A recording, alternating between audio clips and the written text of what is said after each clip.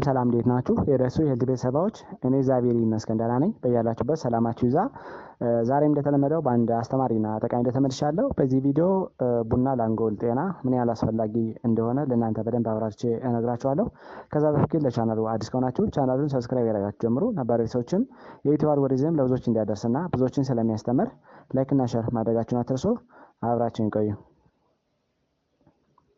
ወደ ዋና ሀሳቤ ስመለስ ቡና ለአንጎል ጤና በጣም አስፈላጊ እንደሆነ የተለያዩ ጥናቶች ያስረዳሉ ማለት ነው። በተለይ በልኩና በመጠኑ ቡናን ምንጠጣና ምንጠቀም ከሆነ ለአንጎል ጤና በጣም አስፈላጊ ነው። በተለይ በየቀኑ ከ3 ስኒ ያልበለጠ ቡና ምንጠቀም ከሆነ የአስተሳሰብ አድማሳችን ለማስፋትና የአንጎል ሴሎችን ጤንነት ለመጠበቅና ለመመገብ በጣም አስፈላጊ ነው። እንዲሁም የነርቭ ስርዓትን ለመደገፍና የነርቭ በሽታን ለመከላከልም በጣም ይጠቅማል ማለት ነው። ቡና በልኩ ሲጠጣ ካፊን የሚባል ውህድ አለው። እንዲሁም ሌሎችም ጠቃሚ የሆኑ ባዮአክቲቭ የሆኑ ውህዶችን በደንብ ስለያዘ በተለይ ብግነት እያለ የምንጠራው ነው እንደውም በእንግሊዝኛው ኢንፍላሜሽን እያለ የምንጠራውን ይቀንሳል።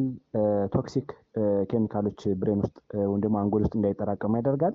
እንዲሁም የደም ስሮችን በተለይ ወደ አንጎል የሚወስዱ የደም ስሮችን አንጎል ውስጥ ያሉ የደም ስሮችን ጤንነት በመጠበቅና አጠቃላይ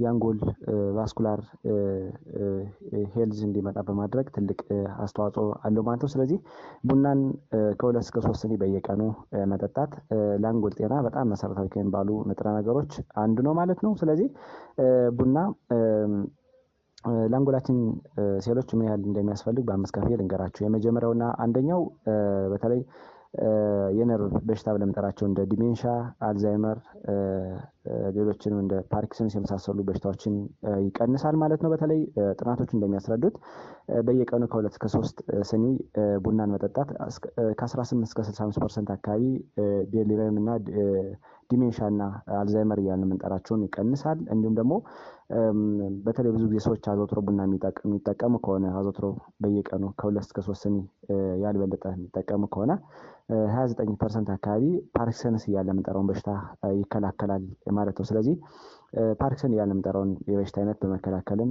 ትልቅ አስተዋጽኦ ያለው የምግብ አይነት ነው ማለት ነው ቡና።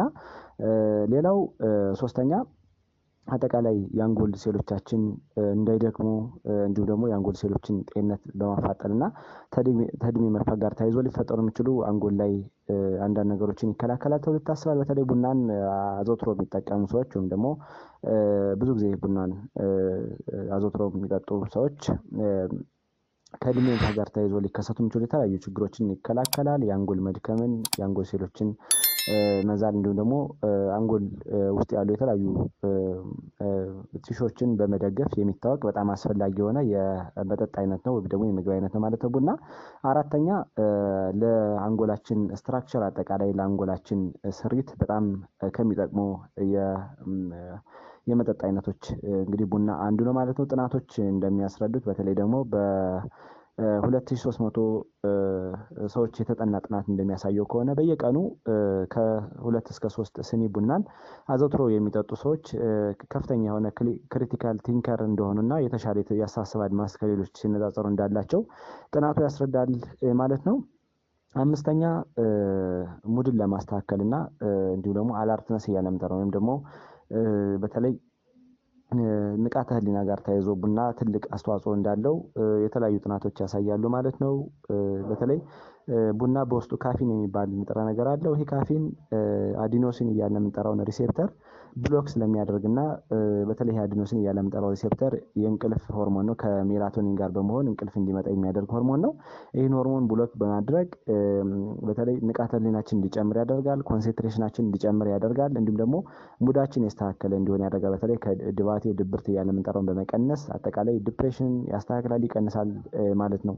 ስለዚህ ሜካኒዝም ኦፍ አክሽኑ እንዴት ነው የሚለው ልንገራችሁ። በተለይ ቡናን በየቀኑ ቅድም እንደነገርኳችሁ ሳይበዛ ከ2 እስከ 3 ስኒ በየቀኑ የምንጠቀም ከሆነ አንደኛ አዲኖሲን ካፊን ስላለው አዲኖሲን ብሎክ ያደርጋል። ይሄ አዲኖሲንን ብሎክ በማድረግ በተለይ ንቃተ ህሊናችን እንዲስተካከል ያደርጋል። ይሄ አዲኖሲን እያልን የምንጠራው የሆርሞን አይነት ከእንቅልፍ ጋር ሜላቶኒን ጋር በመሆን እንቅልፍ እንዲመጣን የሚያደርግ ሆርሞን ነው። ስለዚህ ቡናን ስንጠጣ ካፊን ኮንቴንት ስላለው በቀላሉ የዚህን ሪሴፕተር ብሎክ ያደርጋል። ስለዚህ ንቃተ ህሊናችን እንዲስተካከል እንዲሁ ደግሞ በተለይ ደግሞ ከድብርት ጋር ተያይዞ ከድባቴ ጋር ተያይዞ ያለውን ሂደት በመቀነስ የተሻለ ንቃተ ህሊና እንዲኖረንና ስራችን ላይ እንድናተኩር ያደርጋል ማለት ነው። ሁለተኛ አሚሎይድ ቤታ ፕሮቲን እያልን የምንጠራውን ይህንን ቶክሲክ የሆነ ኬሚካል ብሬናችን ውስጥ ሊፈጠር የሚችለውን ኬሚካል ሪሙቭ ያደርግልናል ማለት ነው። በተለይ አዘውትረን ቡናን በየቀኑ የምንጠቀም ከሆነና ቡናን ሁሌ ሬጉላሪ ኮንሱም እናደርግ ከሆነ በተለይ ይሄ አሚሎይድ ፕላክ ፕሮቲን ቤታ ፕሮቲን እያልን የምንጠራውን ይቀንሳል። ይሄ አሚሎይድ ፕላክ ቤታ ፕሮቲን ጭንቅላታችን ውስጥ ወይም አንጎላችን ውስጥ ቢልድ በሚያደርግበት ጊዜ በተለይ የነርቭ ስርዓትን ይጎዳል፣ የደም ስሮችን ይጎዳል። ስለዚህ በዛ ሂደት የነርቭ ስርዓትን ስለሚጎዳ አልዛይመር እና ፓርኪንሰንስ እያልን የምንጠራቸው በሽታዎች ይፈጠራሉ ማለት። ስለዚህ አሚሎይድ ቤታ ፕላክ እያልን የምንጠራው ቶክሲክ የሆነ ኬሚካል ለማስወገድ ቡና በጣም አስፈላጊ ነው ማለት ነው። ሌላው ቡና ጸረ ብግነትና ጸረ ሙቀታማ ኬሚካል ያላቸውን ውህዶች በደንብ ይዟል ማለት ነው። እነዚህ ውህዶች በተለይ ክሎሮጀኒክ አሲድ እያልን እንጠራዋለን። ይህ ክሎሮጀኒክ አሲድ የተለያዩ ነገሮችን ፋይት ያደርግናል ወይም ደግሞ ይከላከልናል ማለት ነው። በተለይ አንጎል ውስጥ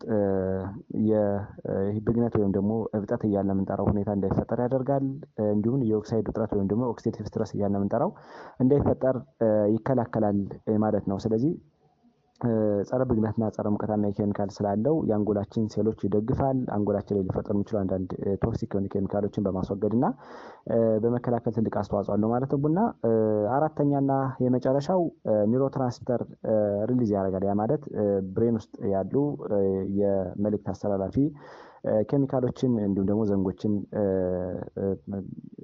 ጤንነታቸውን እንዲጠብቅ ያደርጋል ማለት ነው። ቡና በተለይ ቡና እንደሚታወቀው ስቲሙላንት ነው ወይም ደግሞ ያነቃቃል። ብዙ ጊዜ ካፊን የሆነ ኮንቴንት ስላለው በተለይ እነዚህ ኒውሮትራንስሚተሮችን ሪሊዝ ለማድረግ እና ለማስተካከል ትልቅ ሚና አለው። በተለይ ኖርአድሬናሊን፣ ዶፓሚን፣ ሴሮቶኒን እና ሌሎችም ጠቃሚ የሆኑ የብሬን ኬሚካሎችን ባላንስ እንዲሆኑ ያደርጋል ወይም ደግሞ እንዲስተካከሉ ያደርጋል። እነሱ በሚስተካከሉበት ጊዜ ኮግኒቲቭ አክሽናችን ወይም ደግሞ የአስተሳሰብ አድማሳችን፣ ኮንሴንትሬሽናችን እንዲሁም ደግሞ ስራችን ላይ በደንብ እናተኩርና ከእውቀት ጋር ተያይዞ ወይም ደግሞ ከኖሌጅ ጋር ተያይዞ ያለውን ሂደት ሜንቴን በማድረግ የተሻለ የአእምሮ ጤንነት እንዲኖረን ያደርጋል ተብሎ ይታሰባል ማለት ነው። የመጨረሻውና ሌላው ደግሞ ለጥንቃቄ ያህል ቡናን ስንጠጣ ማድረግ ያለብን ነገሮች ልንገራችሁ። በተለይ ቡናን በምንጠጣበት ጊዜ ቅድም እንደነገርኳችሁ ከ3 ስኒ ባይበልጥ ትልቅ ጥንቃቄ ማድረግ አለብን ማለት ነው። ምክንያቱም ቡና ከመጠን በላይ የምንጠጣ ከሆነ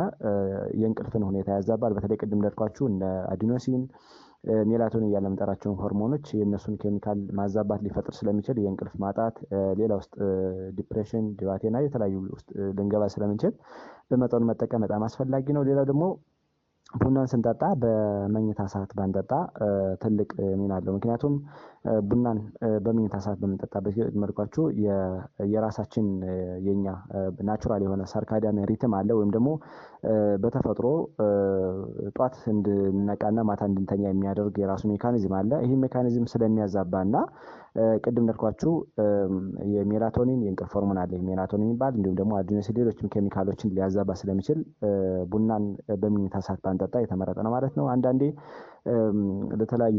ለአንዳንድ ሰዎች ምንም ላይፈጥር ይችላል። አብዛኛው ሰው ግን ቡና በሚጠጣበት ጊዜ እንቅልፍ ማጣትና የተለያየ ነገር ሊፈጠር ስለሚችል በዚህ ሚንስ ጥንቃቄ ማድረግ አለብን ማለት ነው። ስለዚህ ዛሬ በዚህ ቪዲዮ ቡና ለሰውነታችን ምን ያህል አስፈላጊ እንደሆነ በተለይ ደግሞ ለአእምሯችን ምን ያህል ጠቃሚ እንደሆነ በደንብ አብራርቼ ነገርኳችሁ። እናንተም ቆንጆ ግንዛቤ አግኝታችኋል ብዬ አስባለሁ። ለሌሎች እንዲደርስ ላይክ እና ሼር አድርጉት። እንዲሁም ቀጣይ የምለቃቸው ቪዲዮዎች ለእናንተ እንዲደርሷችሁ የደወል ምልክቱን መጫን አትርሱ። አመሰግናለሁ። ባይ ባይ።